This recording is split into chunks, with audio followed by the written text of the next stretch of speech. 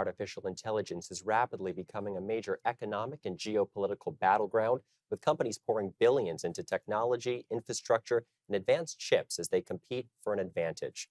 But that race comes with major questions about whether the spending can be sustained, how quickly the technology is advancing, and where the economic benefits will ultimately land. I'm now joined by Brendan Caldwell of Caldwell Securities Limited to discuss the business and economic forces driving the AI arms race and what it could mean for North American and Canadian markets. Brendan, thank you very much for joining us.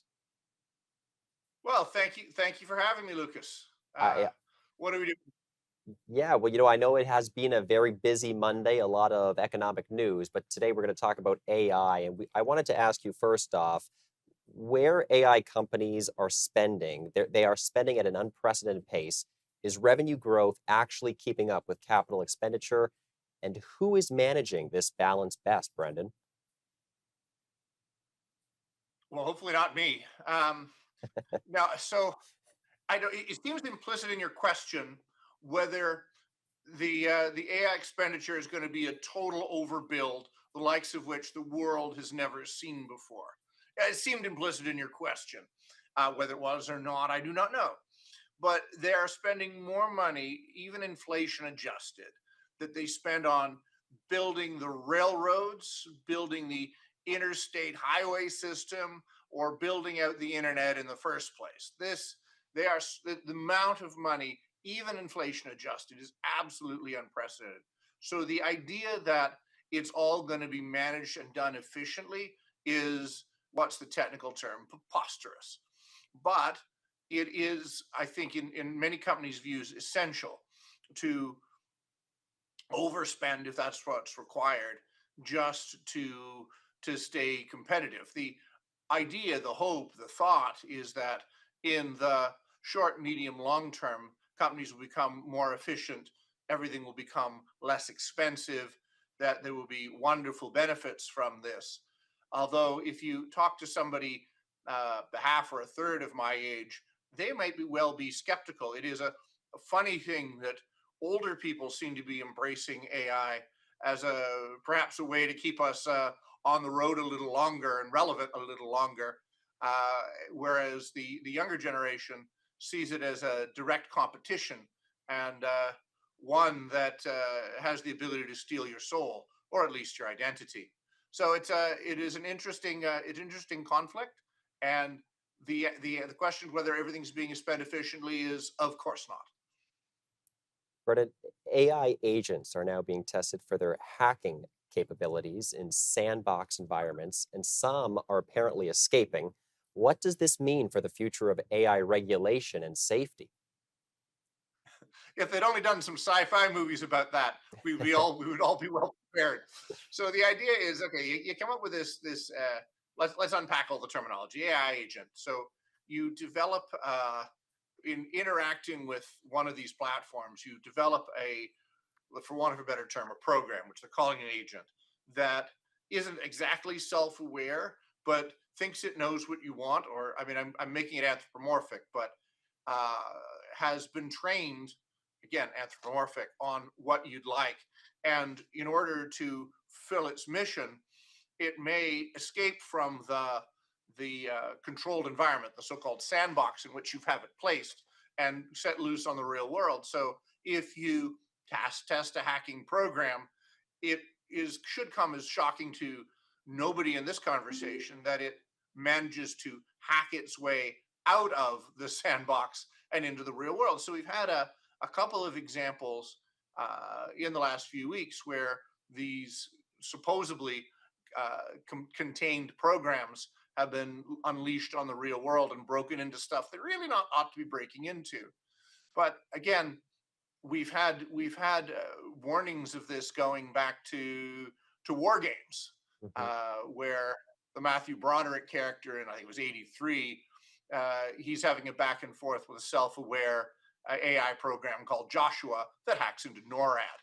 Never was supposed to, just happened that way. So for for 40 odd years, we've had movies, at least 40 odd years, we've had movies about AI becoming self-aware and hacking into things. And for 103 years, actually, the word robot entered the English language with Carl Capek's RUR play RUR, Rossum's Universal Robot. So for 103 years, we've been imagining our creating an intelligence that would one day supplant us.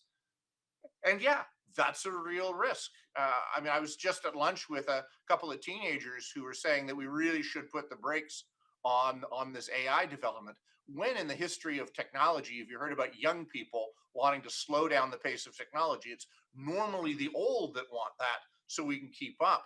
But the young people are sending up flares, and I think we should pay some attention. Very interesting. That's a very interesting point, Brendan. Chinese chip makers are closing the gap on Western semiconductor technology. Reports are saying at a fraction of the cost. So the question is: this a threat to North American chip companies like Micron and Nvidia, or is the separation wider than it appears? I think you did well to put reportedly or allegedly closing the gap.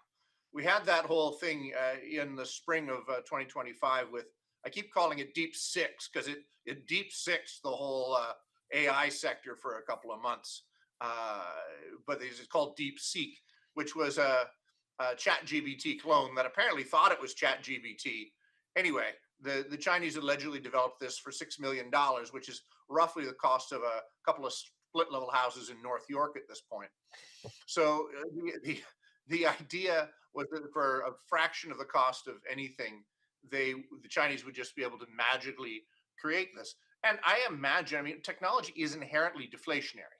I imagine that advancements will become very cheap. I mean, consider the telecommunications computing power that you hold in your pocket right now with your phone. It outstrips anything that existed on planet Earth around the time I was born. Like everything that existed on planet Earth at the time I was born. A Honda Civic has more computing power than the Apollo 11 moon mission. So technology is inherently deflationary. So yes, at some point, everything's going to cost less.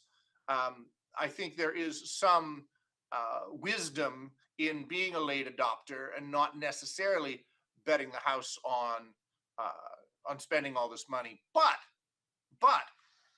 people thought Amazon was unwise to spend all that money on Amazon Web Services, the cloud, and now the cloud is the biggest single earner for Amazon. Microsoft, having missed the internet, is never going to miss another technological revolution again. It's spending all its money and actually showing early signs of making money from it. And Google, I think, will likely be, or Alphabet as it's now called, will be a big winner in this because it's much easier to take a new technology to an old idea, which is how to make money from search, and they're using this new tool from it rather than having the new tool and trying to figure out how to monetize it. Brendan, 45 seconds left. The AI infrastructure build out is a North American story, we've been told. But how much of that benefit is actually flowing into the Canadian economy, helping Canadians? Well, I think as Teresa, who's not with us today, would say, this is a real piss off. I don't know, you bleep that for the actual news story, but Canada has invented AI. AI in its modern form was invented up the street from where I'm sitting right now, and Canadians have not made nearly enough money on this. And Hmm. this is the if there's if it's culpability, it's the state of our capital markets. There isn't the ability to raise money in public ventures, and I would call upon the securities commissions to do whatever is in their power to make it easier for public companies, venture companies, to raise money in this country and particularly in this province of Ontario, because Waterloo, U of T, Queens, there have been the hotbeds of where all these technologies have been developed, but the U.S. is monetizing to a much greater extent, and we need to do some more up in this frozen corner of the British Empire. Brendan Caldwell, thank you very much. Always a pleasure. Thank you, Lucas.